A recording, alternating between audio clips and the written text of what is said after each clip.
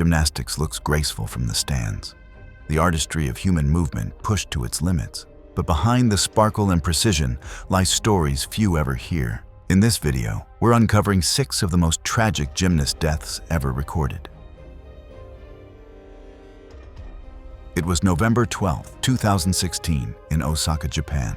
The air inside the prefectural gymnasium was dense with humidity, the kind that made grips slip and chalk cling unevenly. Jyn Sato, 22, was a senior gymnast from Kyoto University, known not for power, but for precision. His routines were compact, his posture clean, his landings quiet. Coaches admired his discipline, even if it came with an almost clinical detachment from others. When his coach introduced a new imported chalk that claimed superior grip, Sato took the recommendation without protest. The product was sponsored by a regional distributor that supplied several collegiate teams. He noted the mild itching it caused during training, but continued to use it, brushing the discomfort aside as minor. His hands, wrapped in gauze and habit, had always endured more serious pain. The pommel horse, wood covered with synthetic leather, demands continuous circular motion powered by friction and precision. Any misalignment in balance or texture, even a thin film of moisture, can rupture the rhythm instantly. In a humid environment, athletes rely heavily on chalk to absorb sweat and stabilize contact. But on that November afternoon, the humidity inside the hall was hovering near 80%, and ventilation was limited. The chalk, meant to dry, instead began to cake. Humidity sensors later confirmed that ambient moisture condensed on the apparatus surfaces, making even routine reapplications less effective. Sato's first 2 routines passed without incident, but as he prepared for his third, teammates noticed faint redness spreading across his palms. He flexed his fingers repeatedly, perhaps feeling the tackiness but refusing to show hesitation. A teammate murmured about reapplying standard chalk, but Sato shook his head, unwilling to disrupt the rhythm of his rotation order. The judges called his name. He approached the horse, rolled his shoulders, and dusted his hands again, coating them in the white film that already clumped in uneven patches. His routine began smoothly. Circles tight, body level, transitions clean. Midway through the sequence, he initiated the triple spindle, a high-difficulty move requiring sustained friction and rapid hand transitions. On the second rotation, sweat beaded through the chalk, turning it into a slick paste. Witnesses later described his right palm sliding out as if the handle itself had shifted.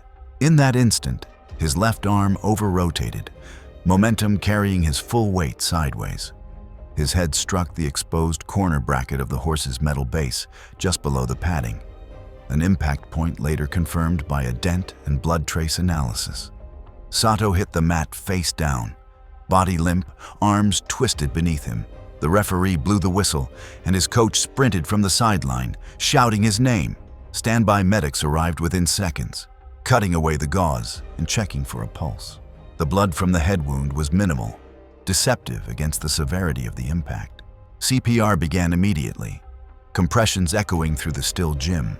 After 4 minutes, the monitors remained flat. He never regained consciousness. The rest of the meet continued hours later, quietly and without announcement.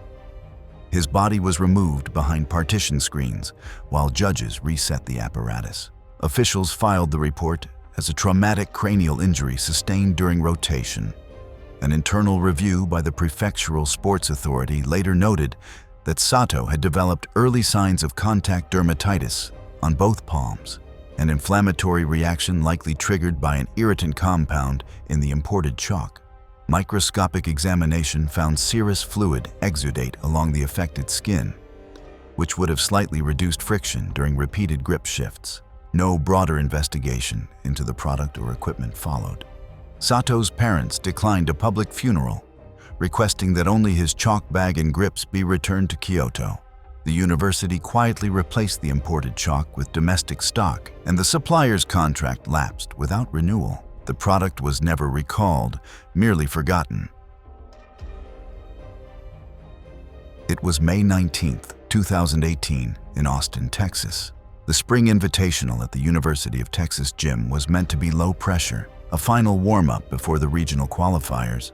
Gymnasts warmed up to pop music from a tiny speaker. Among them, 19-year-old Isabella Cruz stood out, not because of nerves, but because she hid them too well. Isabella was a college-level gymnast from San Antonio, known in her small circle for her consistency rather than flair. She trained 6 days a week under her longtime coach, juggling part-time studies in kinesiology and a growing online following where she posted training clips for potential NCAA scouts. She wasn't sponsored directly, but smaller athletic brands sent gear and supplements in exchange for tags and mentions. Her quiet drive bordered on obsession. Gymnastics had become her entire identity, a structure of repetition, precision, and risk masked as control. Behind the confidence, Isa had been struggling with spatial hesitation on twisting passes, an invisible mental glitch that could end careers. The floor exercise relies on momentum, timing, and spatial awareness. Gymnasts sprint diagonally across a 40 by 40 foot spring deck, converting horizontal speed into vertical rotation. Each element must be perfectly measured.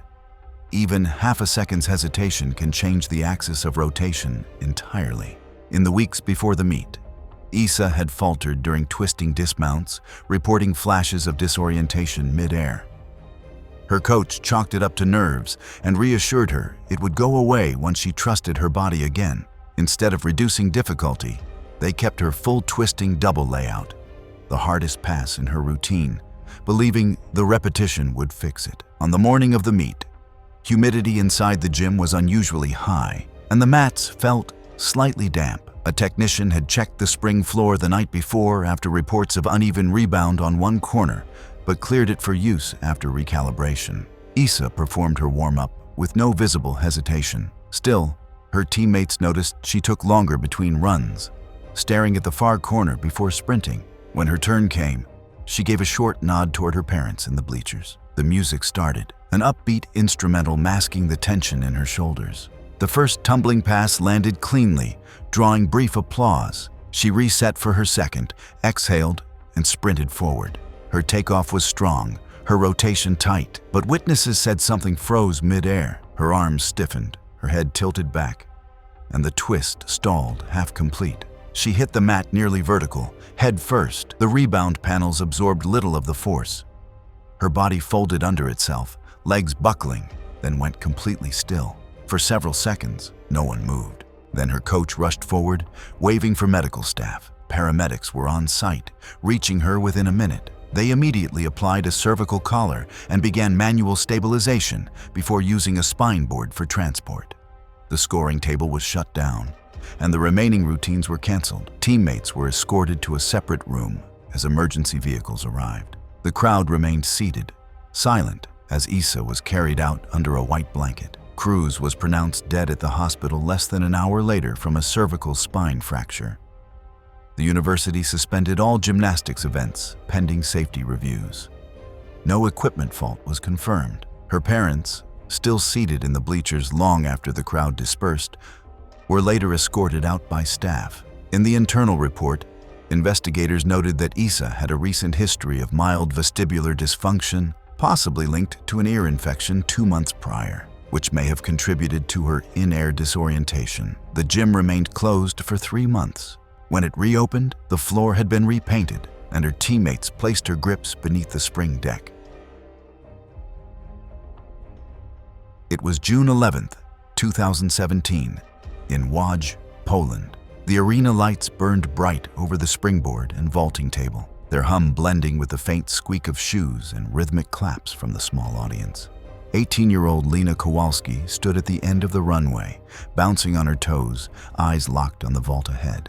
Lena had built her name on aggression and precision. From Gdansk, she was one of Poland's most promising vault specialists, her routines marked by near-reckless commitment. Sponsors had recently begun circling, small athletic brands, training supplements, even a local shoe company offering to feature her in their next campaign if she qualified for the European Cup. Her friends described her as stubborn, drawn to risk like gravity. That spring, she had trained through a lingering ankle sprain, hiding swelling under compression wraps to avoid being pulled from competition. The vault was her signature, fast, explosive, punishing on the joints. She thrived on the split second between control and chaos. The Yurchenko layout with a full twist demanded complete synchronization between speed, push, and body tension. The gymnast sprints toward the table, backflips onto the springboard, then explodes backward off the vault into rotation. Any mistimed push shifts the center of mass by inches, but inches mean everything. Lena had been warned by her physiotherapist to scale down her rotation until her ankle stabilized. Instead, she practiced with heavier tape and extra run-up steps, compensating with power. It worked in training, but under pressure, the margin for error tightened dangerously. Lena's first vault was clean, straight body, stable landing, but the judges underscored it, calling her block conservative. Her expression hardened. When she returned to the runway, she gestured to increase rotation speed. Her coach hesitated but didn't intervene. She sprinted again, faster this time, her feet slapping rhythmically on the carpeted runway. The moment she hit the springboard, something looked off. Witnesses said her block came too early, her shoulders too low. Instead of launching upward, she projected horizontally. Her twist started, but never fully developed. Mid-air, her legs tucked instinctively, throwing her alignment backward. She hit the landing mat upper back first, the thud sharp and final. Her neck folded under the impact, chin driving into her chest. The audience gasped as she went still, one leg giving a brief, involuntary twitch. Her coach rushed forward, trying to stabilize her neck, shouting for medical staff. The arena medic and event doctor reached her in under 30 seconds, immediately securing her head and applying manual inline stabilization while checking for breathing and pulse. The table, mats, and board were quickly surrounded by officials. The arena fell silent, the sound of the crowd replaced by the whir of the camera, still recording from the far corner. Kowalski was pronounced dead after transport to a nearby hospital from cervical dislocation caused by hyperflexion. The autopsy confirmed atlantoaxial dislocation with complete spinal cord transection, a type of injury often fatal before arrival despite immediate care. The medical report noted complete spinal separation between C1 and C2 vertebrae, consistent with a high-velocity, head-first impact. The Polish Gymnastics Federation canceled the vault competition for her division the following season. Months later, teammates said the replacement mats arrived still smelling faintly of antiseptic, the scent that had lingered from that day. It was October 3rd, 2015, in Shanghai, China. Judges sat with clipboards, marking routines that could decide who would move on to international competition. Under the bright halogen lights, 17-year-old Lynn chalked her hands, her red ribbon glinting faintly against the metallic bars. May had grown up in Wuhan's provincial gymnastics school, starting at age 5. Coaches called her efficient and disciplined, the kind of athlete who said little and never complained. What set her apart wasn't just her form, but her image. The red ribbon, always visible even during intense rotations, had become her signature. A sportswear brand had recently approached her coach about a promotional photo series, Grace in Motion, that would feature her distinct hair and poise. The ribbon, though sentimental, had become part of her emerging identity. Her grandmother had given it to her years earlier, and May refused to replace it with the shorter, safer elastics most gymnasts used. The uneven bars were her specialty. The routine demanded precise timing. A release from the high bar into a half-turn flight to the low, then a blind regrasp and swing. The cables holding the bars were tension steel, running down to fasteners near the floor. Most gymnasts trained with hair braided short to avoid entanglement. May ignored repeated reminders after a near miss weeks earlier, convinced her controlled transitions minimized the risk. In an environment obsessed with repetition and form, her confidence seemed reasonable until that day. The Shanghai trials drew local media and federation officials. Each athlete was being recorded for national evaluation. May's warm-up went smoothly. On her final run, she added extra height to her transition sequence, hoping to stand out. Her first 2 releases were clean. Teammates clapped lightly as she built momentum for her high-to-low flight. The problem began mid-swing. A loose strand whipped upward as she rotated. Her coach shouted from the mat, but she was already inverted, full speed into the next skill. Witnesses said it happened in less than 2 seconds. As May released the high bar and dropped toward the low, An ample section of her hair, loosened from the ribbon, caught briefly on the exposed hinge of a tension cable clamp positioned behind the low bar. The sudden stop wrenched her head violently backward while her body kept moving. The crack echoed across the gym. Her arms extended instinctively, then went slack. The spotter lunged forward, but she was already hanging limp, suspended briefly before gravity pulled her sideways onto the mat. Standby medical staff rushed in immediately. Her coach knelt beside her, holding her head steady. CPR began within seconds, but her pupils had already dilated. Emergency personnel established that her airway was clear and pulse absent, continuing compressions until arrival of paramedics 10 minutes later. The hall remained silent, except for the faint clicking of cameras being shut off one by one. Lynn was pronounced dead at the facility from atlanto-occipital dislocation, a near instantaneous fatal injury caused by the separation of the skull from the cervical spine. The coroner's report cited extreme whiplash force consistent with sudden deceleration during mid-rotation. The equipment was inspected and found faultless. The incident was never mentioned in public broadcasts. Within national teams, quiet safety briefings emphasized hair management before bar work. Teammates began braiding tightly, some tying small red ribbons at the ends as an unspoken memorial. May's ribbon was returned to her family in a sealed plastic envelope. It was March 11, 2017, in Bremen, Germany. Parents filled the bleachers, watching a quiet rotation of young athletes whose futures might begin here. On one of the side platforms, 15-year-old Hannah Schmidt adjusted her grips, unaware that her next skill would push the narrow line between confidence and misjudgment past recovery. Hannah was a gifted gymnast from Hamburg, tall for her age and built with long, sinewy arms that coaches said gave her a natural swing advantage. Her family was deeply involved in her training.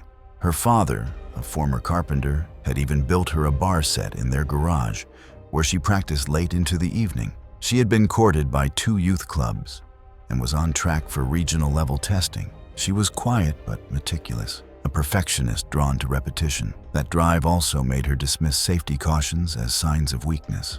The uneven bars were both her strength and her obsession. She'd recently begun working on the Tkachev, a release move requiring the gymnast to fling herself above the bar, arch backward in midair, and re-grasp as gravity pulled her down. It demanded timing and spatial precision within fractions of a second. Hannah's long arms made the catch zone unpredictable. An extra inch could mean missing the bar completely. Her coach, aware of her inconsistent regrabs in practice, had warned her to delay attempting it in competition. But her warm-up that morning had gone clean, and under the quiet pressure of spectators and teammates, the hesitation faded into determination. The Bremen Invitational was small, with no television coverage but several parents filming from the stands. The gym air was humid, and light from high windows slanted across the blue mats. Hannah's first elements went smoothly: kip, cast, handstand, transition. As she prepared for the release, her coach's posture stiffened. She hesitated a moment too long, then launched upward, the motion slightly underpowered. A teammate near the vault whispered that the height looked off. In the footage later reviewed by investigators, Hannah's body clears the bar, but not by much. As she descends, her right arm extends early, the angle misaligned. Instead of catching the bar with her hands, the inner crook of her right elbow hooks it. The force jerks her body downward like a hinge. Her legs snap forward, momentum carrying her into a near vertical drop. She strikes the mat head first, her neck folding under her torso with a sharp, audible thud. Her legs spasm once, then fall still. Her coach reached her first, calling for the medical team before touching her neck. Parents in the bleachers covered their mouths. The medics were on her within 30 seconds, but she was already unresponsive. The competition was stopped, and athletes were quietly escorted to another hall while officials closed the floor. Hannah Schmidt was pronounced dead at the scene from a high cervical fracture dislocation, an instant separation between the upper vertebrae. The coroner's report listed extreme axial force on contact as the cause. Her grip set and leotard were collected as evidence before being returned to her family. Her parents never dismantled the uneven bars in their garage. They hung her leotard from the high bar and left the chalk tray untouched. The Bremen Gymnastics Club closed for 6 weeks, then reopened under new guidelines mandating thicker mats and skill readiness assessments before release moves. It was October 17th, 2015, in Krakow, Poland. The gym was quiet that Saturday morning. A handful of young athletes stretched on the mats, their chatter low and distracted. It should have been an uneventful session, light practice before the local exhibition. Yet what followed would later be described by paramedics as one of the most freak accidents they'd ever seen inside a gym. Maria Nowak, 18, had transitioned from rhythmic to artistic gymnastics only 2 years earlier. What she lacked in power, she compensated for with elegance and control. Judges often noted her posture and balance, but criticized her for conservative tumbling. Friends said she hated being told she wasn't built for impact gymnastics. She trained relentlessly, determined to prove she could hold her own on the beam, the apparatus she both feared and loved most. Her coach, Andrzej Walek, encouraged slow progression, but Maria's growing impatience was obvious. The exhibition in Krakow wasn't a ranked competition, yet local sponsors would be present, including a regional athletic brand considering her for junior representation. She'd spent weeks rehearsing her routine, insisting on removing spotters during beam dismounts to look more professional. The balance beam itself was 4 inches wide, padded with synthetic suede and elevated 4 feet off the ground. A mistake on landing could mean bruises, but a bad fall from the wrong angle could mean far worse. That morning's challenge was unnecessary. Maria planned to end her run with a standing back tuck, a skill requiring perfect vertical alignment, which she'd landed cleanly in previous practices. But the risk lay in repetition fatigue, the small mental lapses that creep in during overconfidence. The gym's heating system had just started up, making the suede surface slightly slick from condensation. Her coach reminded her to towel the beam, but she waved him off. She was convinced she needed one more clean attempt before leaving. 2 teammates watched as she mounted the beam again. The first jump looked tight, controlled. Then she reset for the back tuck. One gymnast muttered about the uneven light from the window, how it made the beam appear slightly washed out. Maria's arms rose. Her knees bent, her body lifted in a compact arc, but her shoulders tilted backward 1/2 inch too far. The misalignment was instant and irreversible. Instead of landing squarely on the mat, her torso dropped laterally during rotation. Witnesses described a dull, hollow sound, the edge of the beam striking just below her left breast. The impact compressed her chest violently before she collapsed sideways to the mat. Her coach rushed forward, thinking she'd only been winded, but her pulse was erratic, then absent. Later investigations showed that the beam strike had caused a sudden cardiac arrest, consistent with blunt chest trauma, possibly commotio cordis, a rare phenomenon triggered by a precise, split-second impact during a vulnerable point in the heart's rhythm. Medics were on scene trying to stabilize her before emergency services arrived within 7 minutes. CPR and defibrillation briefly restored cardiac rhythm, but she arrested again during transport.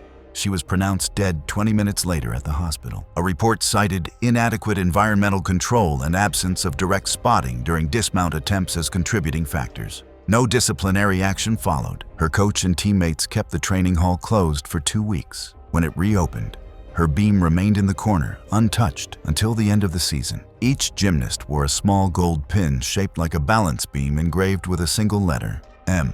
Thanks for watching. If these stories entertained you, click here for more.